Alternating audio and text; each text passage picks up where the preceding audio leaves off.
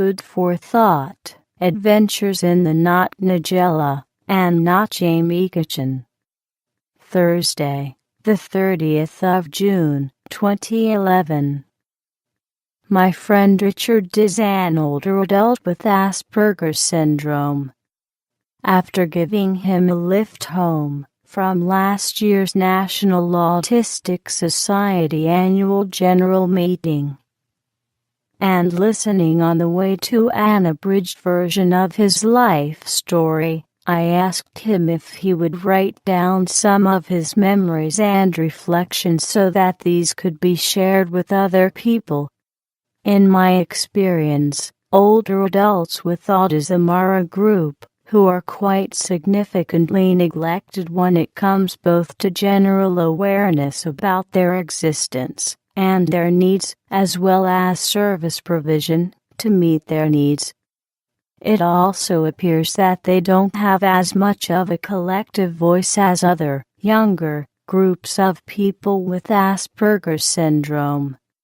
I was hoping that the National Autistic Society would publish his article in their Communication magazine, and duly approached the editor with Richard's article and a request that it be considered.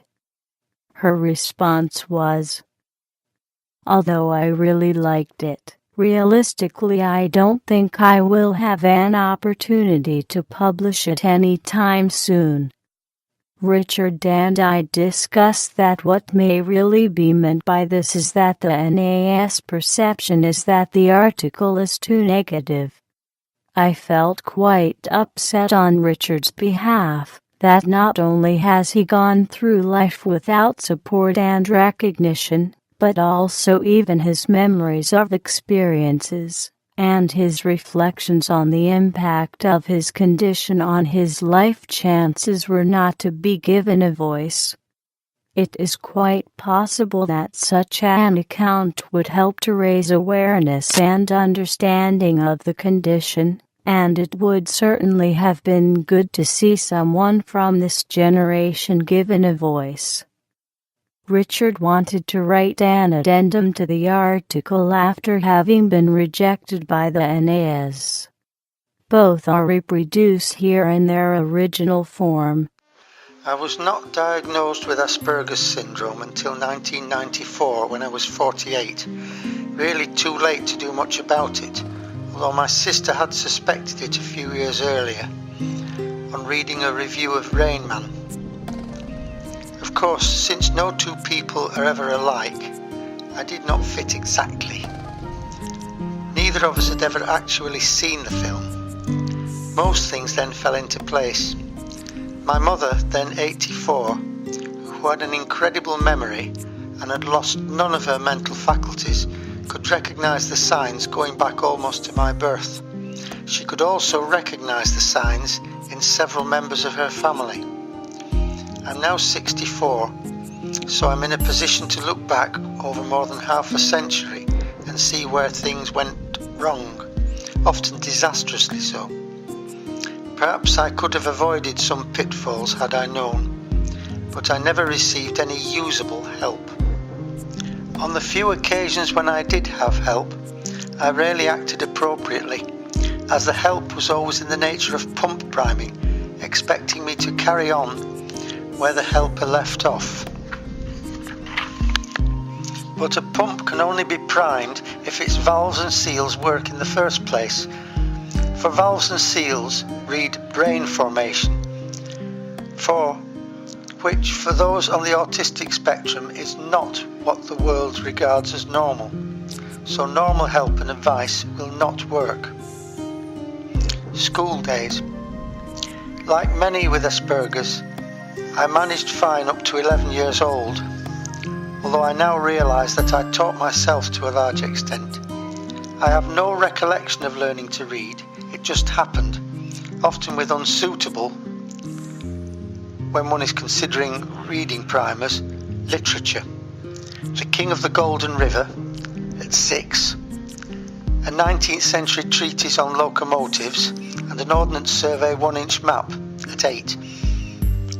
Things went badly awry at 11 when I was made to go to Manchester Grammar School by my father, who had enjoyed his time there, 1917 to 1924. But by my time, 1957 to 1964, it had changed greatly. I hated everything about it as I could not cope socially. I could not manage the team games, and I could not cope with maths. To this day, my maths has never progressed beyond the primary school level, and I cannot understand how the players communicate in a team game. Most of the rest of the schoolwork I can still remember. I had neither advice nor help from home or school, often bullying and cruelty because it would not go in. I do not remember receiving one word of praise or encouragement from age 11 to age 17. Yet I actually liked all the subjects except for maths. But the general social problems pulled everything down. One cannot learn in that environment, and the help I needed was never forthcoming. The only bright spots were the Easter and summer camps, and, for my last 2 years at school, 3 weeks trek in the Highlands. I excelled at woodwork and metalworking, taught but frowned upon, and I found myself all alone in wanting to go into horticulture, but the mathematics involved in the inevitable associated sciences, chemistry and physics, meant that I did not do well and never went to college for many years. Problems and unhelpful solutions. I have no recollection whatever of adolescence. After I turned 11, all I remember was that whatever I did was inevitably wrong. My father punished me because I was not what he wanted, and my mother just stood on one side. Many years later, she said she was puzzled. My father was competitive, though his surviving siblings were not. The fact that I had and have no interest in competition certainly did not help. Perhaps he wanted me to be a substitute for his 2 brothers who died young, one as a 4-year-old. Only my father's 2 surviving brothers were friends. I had no others. All I learnt about life was that I was odd, useless and unwanted, and being so I never attempted to make friends. The inevitable result was the self-confidence I had at 10 had disappeared completely by 18, and I never regained it. I think that here lies a fundamental problem for people with Asperger's syndrome.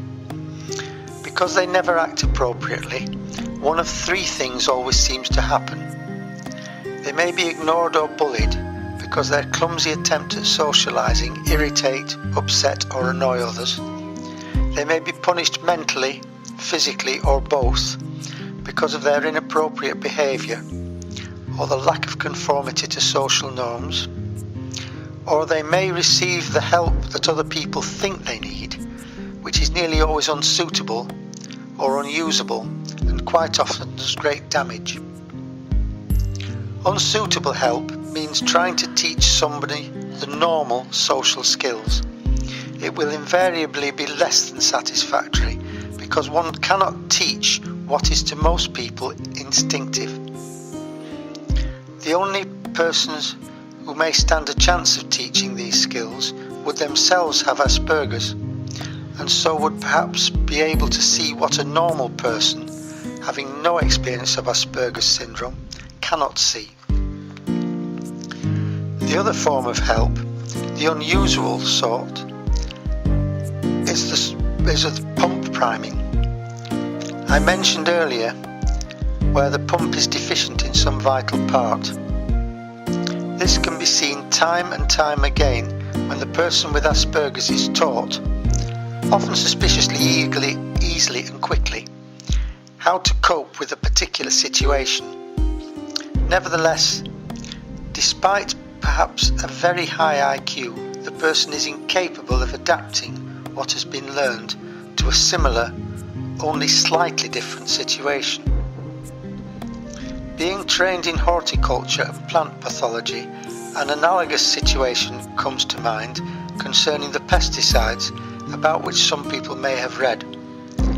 Some natural, moderately effective and expensive to use insecticides, like pyrethrum, made from a South African daisy, have been replaced partly by similar but synthetic chemicals. They are cheaper to produce, at first more effective. Then the pest develops resistance because of an apparently insignificant change to a tiny part of the molecule, a part which plays no part in actually killing the pest.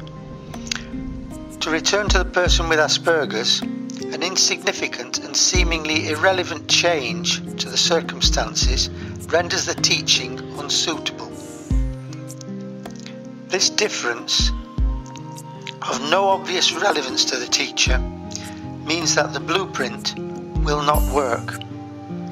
This is a lack of adaptability which can almost be considered a diagnostic feature of Asperger's syndrome, which grows worse as the world becomes ever more complicated. One cannot possibly learn what to do in every conceivable future situation, and I do not see, even after 60 years, a way around the problem. Often the problem is not too great in the primary school. The big stumbling blocks occur at age 11, transition to secondary education, and above all, at the inevitable job interview. Every job interview is different. Since one cannot anticipate every future situation, what is to be done? The problem will never go away, nor lessen with time. Too often it leads eventually to a total loss of self-confidence. Confidence is a very fragile thing, and once lost it can rarely be effectively restored. Incidentally, I have found that if a personnel manager is present at an interview, that interview is more or less a waste of time, as these people and people with Asperger's are practically incompatible. Living with Asperger's, the impossibility of recognizing subtleties except when it is too late, that is a complete lack of social spontaneity, meant that I could not understand the concept of a career. I can tell more or less if something is going socially wrong, but unless very obvious, it may take me a long time. So all my life I've spent much time escaping from or trying to avoid situations I find socially intolerable. The inevitable result has been loneliness, no career, and very hard work. Work that has proved stressful or physically demanding, and sometimes both. I'm now 64. I cannot go on like this much longer. So what life is there for a person with Asperger's in old age?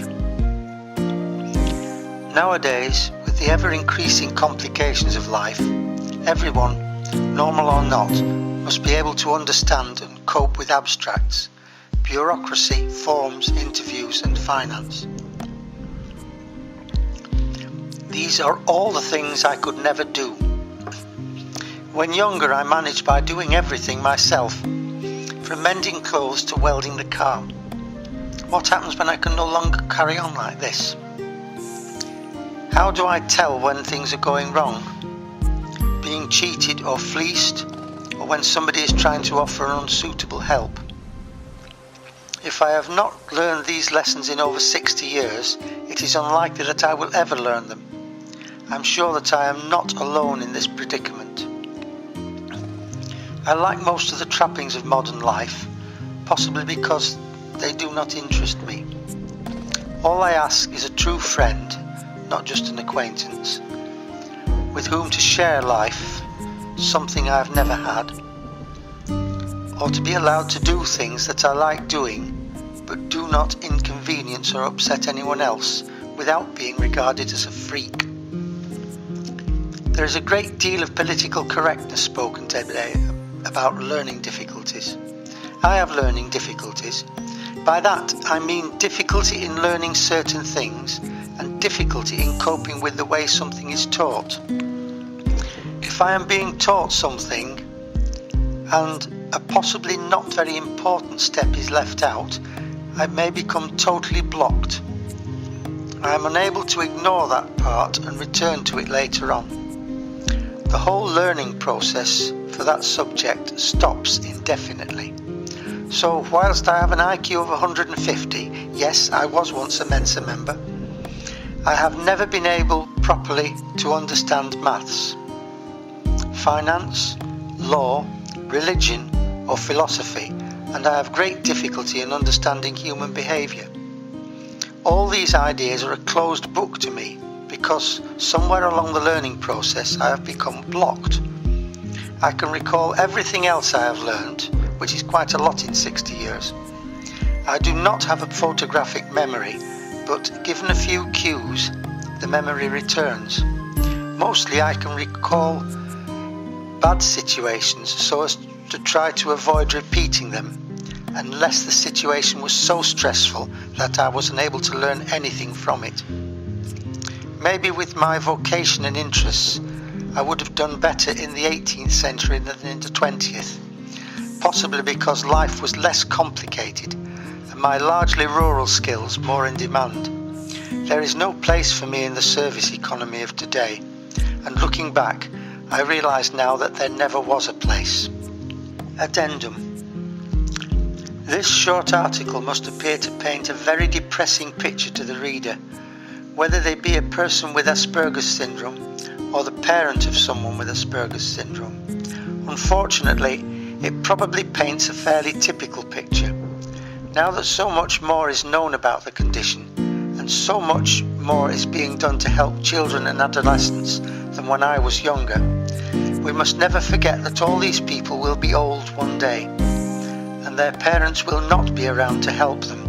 Asperger's syndrome is for life. One cannot grow out of it. Many older people were late, often very late, in being diagnosed, and so have never received the help they needed. Their often considerable skills and talents have mostly been wasted when they had so much to offer society. Whilst helping people with Asperger's syndrome to cope with the ever-increasing complexities of life, not to mention the problems that are inevitable as we age, it is important for those researchers and those who will come after us to record our life's experiences. Only in this way will the lives of children and adolescents be made fulfilling right into old age. It is important that we do not abandon people with Asperger's once they have reached adulthood, as so often seems to happen. Let us make certain that support and help, when needed, is available throughout life. Here I am thinking of some form of advocacy service, available at fairly short notice to help in difficult situations, especially in connection with new employment or the bureaucratic complications of modern life.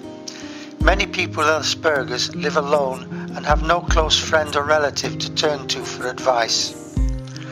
I am sure that the majority of people with Asperger's would welcome something on these lines and not abuse it. The trouble and cost of such a service will be minuscule compared with the benefit it could bring, especially in the field of employment. People with Asperger's often have unique and special abilities and can offer so much to society. Please don't let these abilities go to waste. Richard Finch. Written out June 2011. This article was recorded May 2012. Richard isn't connected to the internet, but I've said that if anyone would like to ask him questions, I will print them out and drop them off for him, so that he can pen a response, which I can then reproduce here. A somewhat slower way of having a dialogue, but it's good enough. Smile.